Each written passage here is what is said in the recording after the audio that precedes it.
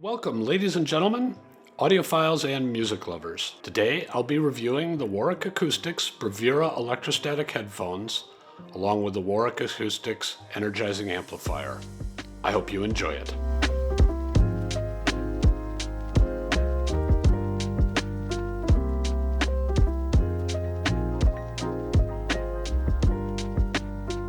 So, just how much detail do you want in your music?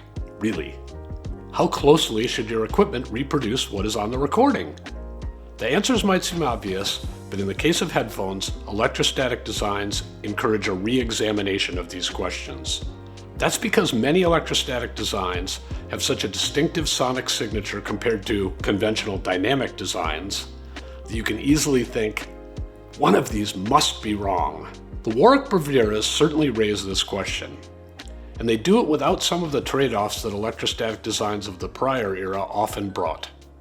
Electrostatic headphones have a warm spot in my heart, and that's been true ever since I reviewed the Stax SR009 headphones with the head-amp Blue Hawaii amplifier. That system wasn't perfect, but for a long time it sat atop my headphone recommendations.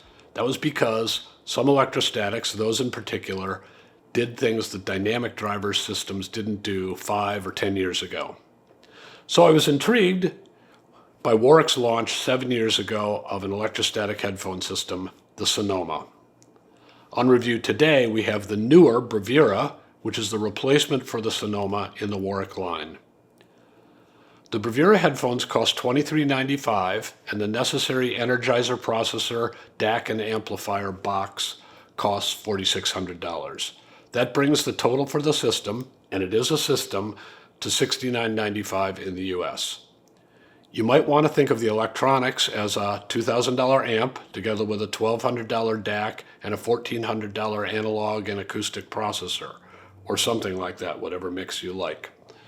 The point being that the pricing here is pretty competitive when you consider all the elements of the system and how they're designed to work together. If you have the older Sonoma system, you can just upgrade the headphone portion without having to change the Energizer processor amp. Another big storyline here is that Warwick has developed and patented a series of improvements to electrostatic driver technology. Among other things, they use very thin diagrams along with special stator acoustics to deliver wide bandwidth and higher output levels. Now, we should briefly review the electrostatic concept so that everyone can have a general idea of why this might matter. An electrostatic headphone, or an electrostatic speaker, uses a very thin sheet of polymer material to move the air. The sheet has a conductive material bonded to it, and the conductive material carries the music signal from the amplifier.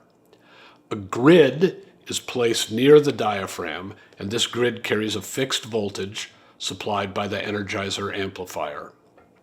As the music signal goes across the diaphragm is attracted or repelled by the grid as the signal goes from positive to negative and back, the music signal, that is. This is similar to how standard dynamic speakers work, except that the large electrostatic diaphragm doesn't have to move as far, and, of course, with a dynamic driver, the music signal is embedded in a magnetic field, not an electrostatic field. But we need to note that the distortion characteristics of an electrostatic field are in some ways superior to the distortion characteristics of an electromagnetic field. On the other hand, because the signals in an electrostatic driver are small, the spacing of the grid from the diaphragm may place more limits on excursion and potentially on volume. The amplifier that's part of this system features a Class A design, but the big thing is probably that Warwick had to consider the Energizer amplifier as part of the overall system. They chose not to follow the Stax de facto standard for technical reasons, but the big point lies elsewhere. Knowing that users would need a Warwick Energizer amplifier allowed Warwick to address the Harman curve in a different way than most other headphones. They use digital signal processing to make the small needed corrections. But why are corrections needed? Again, partially to review, the Harman curve is an empirical average estimate of the measured response Headphones must give at the ear to sound right. Sounding right in this case isn't mainly about taste. It's a recognition that headphones, because of their proximity to your ears, do not generate the head-related transfer function that normal sounds in the real world generate when you're listening. Basically, your face and torso and outer ears shape the frequency response of everything you hear that's in normal space, like a band on stage or a person talking to you in a room. Because headphones limit this natural frequency shaping, they sound wrong if their measured frequency response is flat. They need measured response like what you see here on screen. With measured response like this, you hear flat, natural response, approximately, because the Harman curve is an empirical average across many listeners. And note, when looking at headphone frequency response graphs, you need to know if you're looking at a pure measured response or a perceived response curve, the latter of which can be dummy head measured and corrected for perceived target response, or it can be measured by careful listening like we do in most of these reviews. All right, fine lecture, Professor Tom, but so what? The punchline hits when we understand that tracking the Harman curve by building electromechanically nonlinear drivers that have the weird Harman response is hard. Actually, very hard. So hard that almost no headphone using this approach tracks the curve very well. Warwick's approach of using DSP to help track the Harman curve gives them a much more fine-grained tool to create the details of the Harman curve while designing the underlying drivers to be linear and well-behaved. Now, if I haven't driven you nuts yet, I'll give it one more go. To do DSP to track the Harman curve, Warwick has to convert the analog signals to digital so the DSP can happen. You don't have to do this conversion if your signal is already digitized, like you're streaming. But if you use vinyl, your precious LPs will go through an A to D and a D to A conversion. You might be surprised by how well this works, but if your audio experience is based more on theories in your head than on the music you hear, this could be a showstopper. Just a brief interruption, esteemed viewers. As you may know, I'm Tom Martin, Chief Content Officer of The Absolute Sound. We have a new product. It's on the Substack platform, and we're going to do some interesting things with Substack. First of which is reader questions and answers. Each Monday, readers will submit questions. We'll pick the most interesting ones and we'll answer the questions on Friday. We'll also have early access to articles and special blogs that don't appear anywhere else. We hope you'll join us. It's only a cost of a cup of coffee per month. Just check on the screen or in the show notes below. Thanks. And all right, enough technology. If you're on board this far, you want to know how the Bravura system sounds. In a word, exceptional. The Bravuras do the electrostatic thing of bringing out musical details in a way that dynamic headphones, including planar magnetic headphones, just don't seem to be capable of. And a very important point is that they don't seem to do this with frequency response shaping. I've previously put this as they don't seem to be faking it. In fact, I'd rate the frequency response of the Warwicks to be about the flattest I've heard. Take a look at this curve. If you listen to drum transients, the rise time on the Bravuras just seems lightning fast. It isn't harsh or annoying, it just sounds more real. Rim shots are especially stunning and thrilling. Technically, rim shots are really hard because they are almost impulse signals. So I opine that something right is happening here. Logically, that thing is wide bandwidth and low timing error. A related revelatory element of the Bravuras is the way that they bring out small details in the music. I was listening to Adrian Lenker's Bright Future album, and on the track Evol, you can hear a bevy of mechanical sounds as the piano is played. At first you wonder what the sounds are, but then you can hear the keys and the hammer mechanics quite clearly. Do you want to hear that? I think the answer is yes, assuming the artist and the engineer knew what they were doing. And, in this case, it did, especially reflecting on a robotic age. add a surprising human element to the song. Another way of looking at this is to say that the Bravuras are giving you what is on the recording.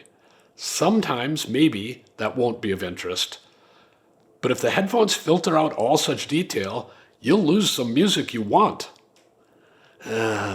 Once again, a pox on the house of trade-offs, but that's where we live.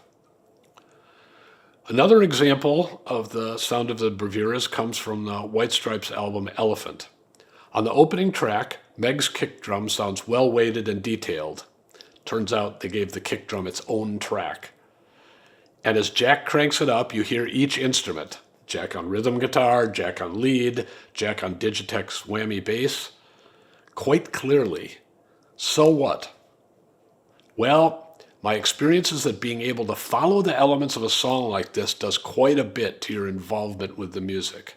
Not so much in the sense of analyzing what the musicians are doing, but in consistently being able to hear the focal elements of the song as key parts that are passed around the band, or as Jack passes it around to himself in this case.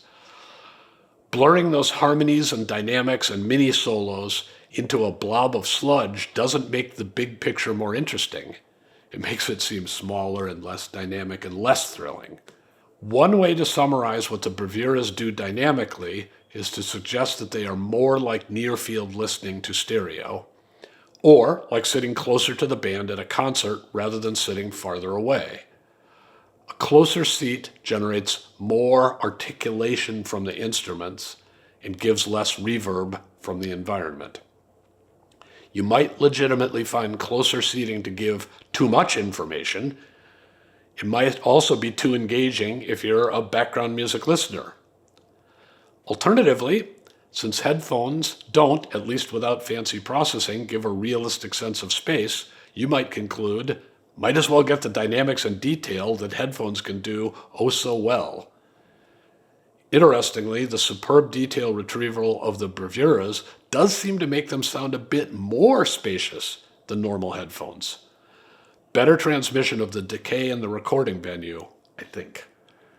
Okay, so are there any downsides, assuming you like the high level of detail on offer?